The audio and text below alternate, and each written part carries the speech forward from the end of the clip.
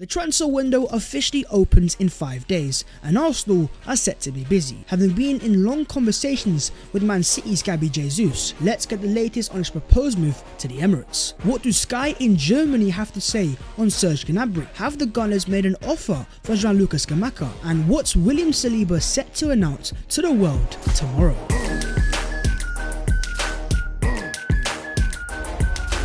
Yo, what is going on, guys? My name is Babs14 and welcome back to your boys channel. I hope you guys are doing amazing, and as always, don't forget to smash a like on the video if you enjoy and subscribe if you are new. We're closing into 90k, less than 2,000 away. Oh boy, you guys are absolute legends. But let's get into the Arsenal transfer news, and let's start off with the pursuit of the forwards. Arsenal are in need of goal scorers and now officially have their number 9 shirt vacant, as after 5 years at the Emirates, Alexandre Lacazette has officially confirmed his departure from Arsenal Football Club. The player says, "I want to say thank you, a big thank you, because there was a lot of expectation from me when I signed. The welcome was amazing for me. Thank you for the song as well. I never talked about it, but it really touched me a lot, and a big thank you for everything." Now, Alexandre Lacazette departs Arsenal, and there is still quite a bit of confusion of whether his time at Arsenal was worth it or was it a massive flop. Now, there have been glimpses of a top player, and in 2018-19 under Unai Emery, he was the Arsenal Player of the Year, so he's had his moments. But ultimately, for the price tag and the expectation and the hype, there is quite a lot of understandable disappointment. What I want you guys to do is to go down into the comments and rate Alexandre Lacazette's Arsenal career out of 10. But with Lacazette leaving the Arsenal number 9 shirt officially vacant, Arsenal now have their eyes set on Man City's number 9 in Mr. Gabriel Jesus. As according to Mark Owen, he says even though Arsenal missed out on Champions League football, Gabriel Jesus is still interested in a potential move. He's also had a successful relationship with Mikel Arteta as Guardiola's assistant, yet Manchester City would demand around £50 million before they talk business. For a player that has 1 year left on his contract, £50 million is a massive price tag, but I think that's going to be including add-ons, and I think the overall price tag will be closer to £40 million. And I guess at that price tag, for what you're getting in experience in the Premier League, working under Pep Guardiola and having worked under Mikel Arteta, ultimately a very versatile attacker that would definitely strengthen the Arsenal front line, I think £40 million is a lot more understandable. But on top of the price tag, let's just say the wages are also going to be pretty hefty, as Owen claims in the same report that Jesus is under the radar of clubs in Spain and Italy, but it's Arsenal that are understood to be offering better terms, worth a basic £190,000 a week plus bonuses, a major increase on his £110,000 a week salary at Manchester City. So the Gunners have put forward their official contract proposal, and they're going massive, nearly £200,000 a week for Gabriel Jesus. I think there are still quite a few doubts over the Arsenal fan base of whether he is that goal scoring striker, that number 9 that can come to the Emirates, improve on Lacazette, score around 20 to 15 goals a season, and provide Arsenal with a reliable, consistent goal scorer. But he's also playing for Manchester City, the best team in the Premier League, winning league titles, winning trophies, working under one of the best managers of all time, Pep Guardiola. For any player to be tempted to leave that caliber of club without the added law of the Champions League, Arsenal are always going to have to go above and beyond. But now that you guys have heard the price tag of the wages and the transfer fee itself, let me know your honest thoughts, and do you think that the Gunners are getting a transfer that is value for money? But keeping it on the strikers, let's go to Italy and let's talk Gianluca Scamacca. As according to Italian source Repubblica, Arsenal insist on Scamacca. Arteta has had the player in sights for months, and contacts with Sassuolo have become frantic. Arsenal are ready to invest €35 million. Sassuolo asks for €50 million, and the negotiations in the next few days will enter the hot phase. The physical profile, the technical profile, the ball striking, tick after tick after tick. There's so many things to like about Gianluca Scamacca, and so many reasons to why Arsenal should sign this player. Ultimately, that ability to strike a ball cleanly seems to be superpower, and you know, it's a bit similar to what you have in Tottenham and Harry Kane, Dusan Vlahovic at Juventus. These strikers that can hit a ball cleanly often score so many goals, because no matter what the angle is, these guys have this innate ability to strike a ball like no one else can. But the massive obstacle in Arsenal's way is the fact that Italian players, as we've seen in the past, don't like to leave the Serie A. Last year, Arsenal wanted a player from Sassuolo that was Italian, and that was Manuel Locatelli. They put forward a decent proposal, and the offer was even accepted. The player instead chose Juventus and chose to stay in the Serie A. But in the case of Gianluca Scamacca, if you look around the giant teams around Italy, Napoli have got Victor Osimhen, Juve have have Dusan Vlahovic, Inter have Lautaro Martinez, and Roma have Tammy Abraham. Realistically speaking, if Scamacca is going to stay in the Serie A, all the other Serie A giants have their strikers sorted out. Therefore, I'm not trying to give Arsenal fans any hope here, but maybe, just maybe, it might just be third time lucky for Arsenal Football Club.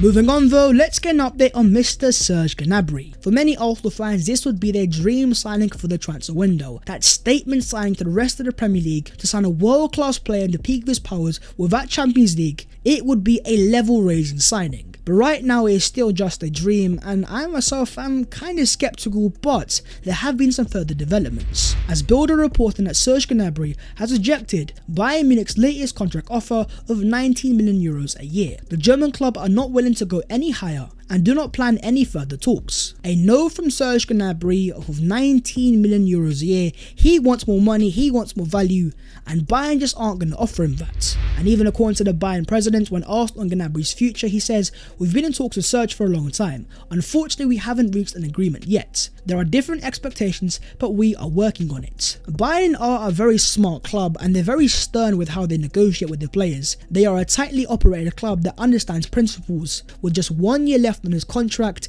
if he's not extending, then Bayern Munich will say see you later, and they will set a price tag. And so according to Sky in Germany, they claim that an agreement between Bayern Munich and Serge Gnabry is currently unlikely and not in sight. However, it's still possible. Bayern Munich may look to sell Gnabry for around 40 million euros this summer, with interest from Arsenal and Real Madrid, but there are no offers as of now. Price tag at £35 million, wages that Arsenal can pay. I mean, there's so many ways to look at it and go, hey, Arsenal could make this happen. And even according to Ryan Taylor Sport of The Express, he claims that Gnabry is branded as a realistic possibility for the Gunners. First it was Christian Falk and Bild, then it was Sky in Germany, and now you have Ryan Taylor in the UK and Arsenal journalist. It seems like Arsenal have confirmed interest, and with finances that Arsenal have available, most transfers are always a possibility. But in this case, my friends, I'm still very skeptical because it just seems like something that's too good to be true. And when you're fighting against the European champions like Real Madrid, no matter how gargantuan I think we are, I just don't think we have a realistic chance. I don't want to break your heart and give you any false hopes, so for me, still as it stands, I'm on the fence, and I think it's unlikely, but you just never know with transfers. Moving on to the Arsenal plan for the fullbacks. We've talked about strikers, we've talked about midfielders, but in the second half of last season, in the absence of Takehiro Tomiyasu and Kieran Tierney, Arsenal had to rely upon both Cedric Soares and Nuno Tavares to get us into the Champions League, and unfortunately, they just weren't able to get us over the line. And so with that kept in mind, let's start off with the future of Nuno Tavares. As according to the Gunner blog of The Athletic, Arsenal are considering to send Nuno Tavares on loan so he can continue developing. At 21 years of age, you never want to write off a player, and I think with the raw ability that Tavares has physically and technically, I do think there is a player somewhere deep there, but I think whether it's the lack of concentration or more likely experience, I just don't think Mikel Arteta fully trusts in Nuno Tavares, and it was shown in the second half of last season. After Tierney's injury, he was our only actual left back, but despite him being fit and available, Mikel Arteta tried Xhaka at left back, Saka at left back, and even a half-fit returning Takehiro Tomiyasu over Nuno Tavares, but he's still certainly got time on his side, so I think a loan possibility where he can play more first-team regular minutes, gain some vital experience and become a far better rounded player, it might just be the best possible move for the future of Nuno Tavares. But with Tavares likely leaving on loan, Arsenal will still have to sign a brand new left back, and that player might just be Aaron Hickey. But on the player, according to Corriere dello Sport, Brentford have officially sent an €11 million offer plus bonuses to Bologna for Aaron Hickey. Arsenal sources claim that the Gunners will send a package worth around €25 million very soon. The price tag we talked about, the profile of the age, the player, his ambidextrous 5-star weak foot, I do think that Aaron Hickey would be a smart signing. But Mikel Arteta has made it very clear that he wants to add experience to this Arsenal first team, and at 19 years of age, Aaron Hickey still has mistakes and is still pretty raw. You then look at what's happening at Man City as they close into the signing of Marc Cucurella. In turn, that does make a certain Alexander Zinchenko available, a player that would give Arsenal that experience of being a top Premier League team, has the versatility, and also wouldn't be overly expensive. So I guess this calls for a cheeky little debate. So, if you were in charge of the Arsenal transfers, would you sign found the younger left back in Aaron Hickey or the vastly more Premier League experienced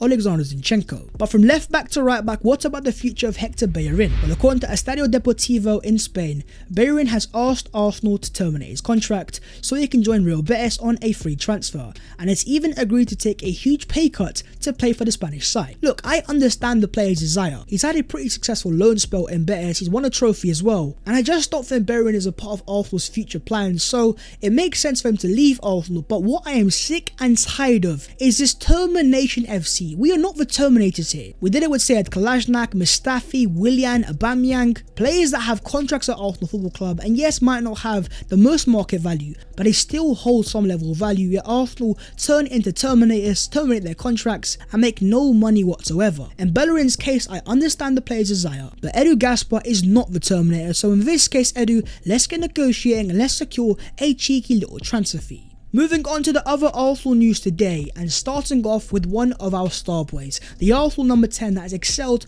on international duties. As Emil Smith-Rowe played with the England under-21s, scored a goal against the Czech Republic and was given the official Player of the Match award. Alongside following Balogun, ESR scored a goal, he put in a Blasic, he won the Man of the Match award, and that is things you love to see, but of course ultimately the goal is to be a part of the main England team, the men's national team. Look, it's not the end of the world by any means, but I think going into next season as Arteta fully transitions into that 4-3-3, my question to you guys is, what do you guys really think is Smith-Rowe's best position? Is he better out wide as a winger, or maybe has a future as an interior and a number 8? According to reports in Tunisia, Arsenal defender Omar Rekik will be loaned out this season, with the move to be finalised in the coming days. Rekik is aiming to get a place in the Tunisian national team. Omar Rekik is one of the many Arsenal youngsters that are so highly rated, signed back in 2020 during the transfer of Matteo Guendouzi. With William Saliba returning, you've got Ben White, you've got Gabriel. I don't think Rekik is just ready for the first team as it stands.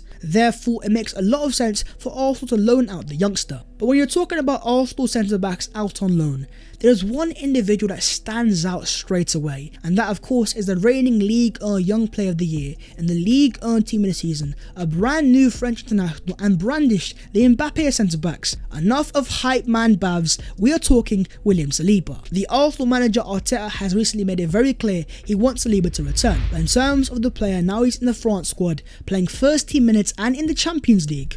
He is still yet to rule out a stay at Marseille, but it looks like tomorrow is going to be the day where hopefully all these rumours get put to bed. As according to Julian Maynard of Telefoot, William Saliba will talk about his future tomorrow in an interview with Telefoot at 10 AM UK time. Unleashing his inner LeBron James, the Decision 2.0, it's a chance to put all of the rumours to bed and a chance to give Arsenal fans more answers than we have questions. To commit his long-term future to Arsenal Football Club, to thank Marseille, and to come back to the Emirates Stadium where Edu and Mikel Arteta see Saliba as a massive part for the present and the future of Arsenal Football Club.